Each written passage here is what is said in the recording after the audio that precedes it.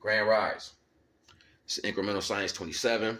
Yesterday we spoke about the shadow, right? So I had to specify on the shadow and the fact that you're a jewel. So it happens in replication constantly. But the larger versions of these processes is something that we can't see. So if I'm looking at the sun and I know the sun is being pulled by a shadow or a black hole, you know what I'm saying? That is the resonant energy that replicates behind each other. So the shadow is the representation of what happens to you. So that's the feminine energy in an aspect. So here you are, because that'll be the counterpart energy. That's your counterpart. So you have the counterpart representation is your shadow.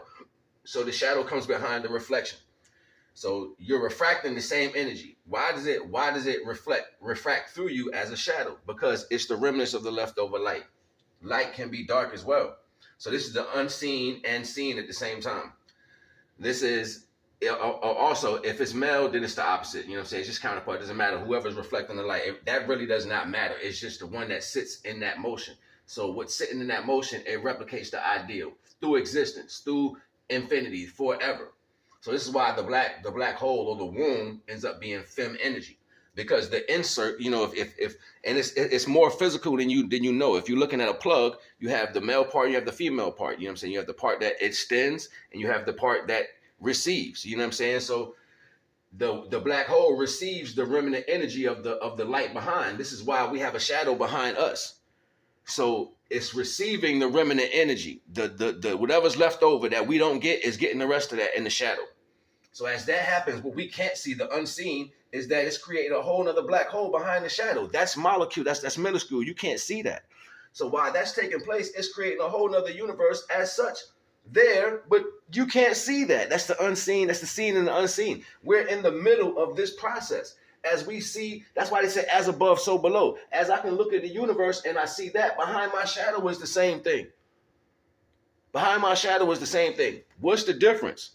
The difference is when you don't know this, you are still looking at the light source, right? When you understand this connection of wisdom, you turn your back.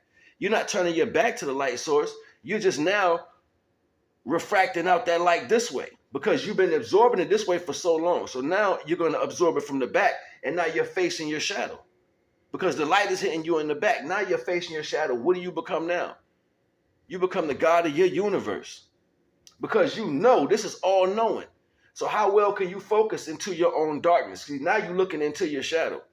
It's about to get real deep. So now, see, this conversation that people really can't get through. Most people think when they meditate, they're tapping into something, but they tell you when you meditate, you go into a universe. I'm telling you actual direction from connection. The light source. You see the light hitting on the back of me in representation to the value. The sun is constantly doing this. It constantly comes down and it hits this way. You can even see it in the universe, how it shines down on everything. But everything creates a shadow. Even planets create a shadow. They create a shadow. That's the leftover energy. We're not looking at everything.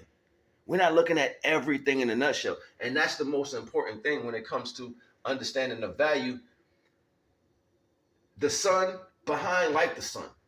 So it's like as above, so below. The refract body, the sun is a level of refraction body because it keeps constantly putting. That's why we become created as light sources. So now it has to grow. This is individual. What happens when the solar system blows up?